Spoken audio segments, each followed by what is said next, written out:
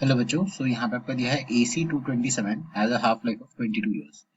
The decay follows two parallel paths, one leading thorium-227 and other leading for francium-223. The percentage yield of these two daughter nuclides are 2% and 98% respectively. What is the rate constant in year inverse for each of the separate paths? तो यहाँ पे हमें कितना जो है आपका rate constant है वो निकालना है दोनों का। सो यहाँ पे आपका की कंसेप्ट देखते हैं। यहाँ पे की कंसेप्ट हो जाएगा आपका parallel decay, parallel radioactive decay reactions. So यहाँ पे आपका जो एक पर्टिकुलर प्रोडक्ट है वो पैरेलली दो अलग अलग प्रोडक्ट्स में जो है आपका डीके हो रहा है। सो उस पर्टिकुलर के केस में हम लोग किस तरीके से सॉल्व करते हैं वो हमारा यहाँ पे की कंसेप्ट बन जाता है। तो यहाँ पे जो आपका गिवन इन्फॉर्मेशन है उस चीज को अगर हम देखें तो यहाँ पे आपका दिया है 227 AC, जो कि बेसिकली दो चीजों में कन्वर्ट हो रहा है। यहाँ पे पहले तो ये आपका कन्वर्ट हो रहा है 227 थोरियम में, और यहाँ पे आपका ये कन्वर्ट हो रहा है 223 फ्रेंशियम में। तो यहाँ पे अगर हम ये अजम्पशन ले कि इसका डीके कांस्टेंट लैम्डा 1 है, इसका लैम्डा 2 है। यहाँ फर्दर क्वेश्चन में ये भी बोला जा रहा है कि यहाँ पे परसेंटेज यील्ड आपका दिया हुआ है 2% है आपके थोरियम का और 98% है आपके फ्रेंशियम का। सो हमें यहाँ पे जो है वैल्यू ऑफ लैम्डा 1 और लैम्डा 2 निकालना है। सो यहाँ पे आपका गिवन है टी हाफ ओवरऑल, मतलब ओवरऑल रिएक्शन का अगर हम हाफ लाइफ निकालें तो ये आपका गिवन है 22 ईयर्स आ रहा है। अब हम यहाँ पे ये समझने की कोशिश करें कि अगर हम डीके कांस्टेंट निकाले दैट इज लैम्डा, वो भी ओवरऑल वाला, तो आपका क्या हो जाएगा ln2 डिवाइडेड बाय आपका ये हो जाएगा टी हाफ ओवरऑल। और ये हम क्यों लिख पा रहे हैं, ये हम इसलिए लिख पा रहे हैं क्योंकि आपका रेडियो एक्टिव डीके जो है आपका फॉलो करता है फर्स्ट ऑर्डर रिएक्शन। सो इसीलिए आपका जो यहाँ पे आप जो वैल्यू लिखते हो rate constant equal to ln2 divided by T half, ये वहीं से हम लोग लिख रहे हैं। यहाँ पे सब्स्टिट्यूट करते हैं।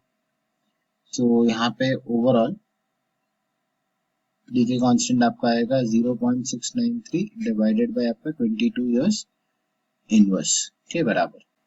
अब हम एक और चीज अगर हम नोटिस करें यहाँ पे कि यहाँ पे जो आपका ये लैम्डा 1 और यहाँ जो लैम्डा 2 दिया है इसका अगर रिलेशन देखें ओवरऑल लैम्डा से, तो आप यहाँ पे कहोगे कि आपका लैम्डा ओवरऑल जो होगा that will be equal to lambda 1 plus lambda 2। मतलब जो आपका थोरियम में कन्वर्ट हो रहा है वो वाला डीके कांस्टेंट प्लस आपका जो डीके कांस्टेंट जो आपका फ्रेंशियम में कन्वर्ट होने के टाइम पे है। सो ये जो है आपका ओवरऑल रिलेशन आ गया। इसके अलावा अगर आप देखोगे यहाँ क्वेश्चन में ही दिया हुआ है कि आपका यहाँ पे परसेंटेज आपका यहाँ 2% और यहाँ पे 98% है जो इसका परसेंटेज यील्ड है। सो इसका मतलब आप ये कह सकते हो कि आपका जो लैम्डा 1 है that will be equal to आपका जो परसेंटेज यील्ड है उस पर्टिकुलर रिएक्शन का ऑफ थोरियम वाला रिएक्शन मल्टीप्लाइड बाय आपका आ जाएगा लैम्डा ओवरऑल। ये आपका एक रिलेशनशिप आएगा। अगर हम इसको सॉल्व करें तो यहाँ पे परसेंटेज इसका दिया है आपका 2% मल्टीप्लाइड बाय ओवरऑल लैम्डा जो कि आपका 0.693 डिवाइडेड बाय 22 के बराबर। सो यहाँ पे परसेंटेज है इसलिए डिवाइडेड बाय 100 भी आएगा, तो ये जाएगा 2 divided by 100 multiplied by 0.693 divided by आपका 22। अगर हम इसको सॉल्व करें तो ये आ जाएगा आपके equal to 6.3 into 10 raise to the power of -4 year inverse के बराबर।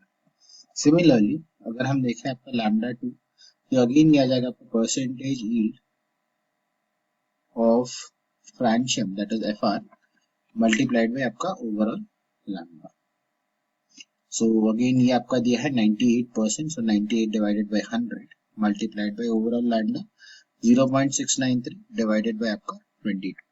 तो यहाँ से अगर हम कैलकुलेट करें तो ये आ जाएगा आपका 3.087 into 10 raise to the power of -2 year inverse के बराबर। सो यहाँ पे हमें जो है लैम्डा 1 और लैम्डा 2 की वैल्यू निकालनी थी।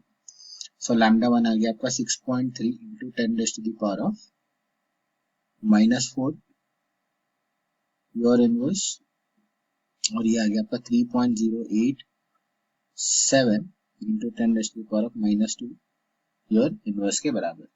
So I hope you have understood the explanation of this particular question. All the best.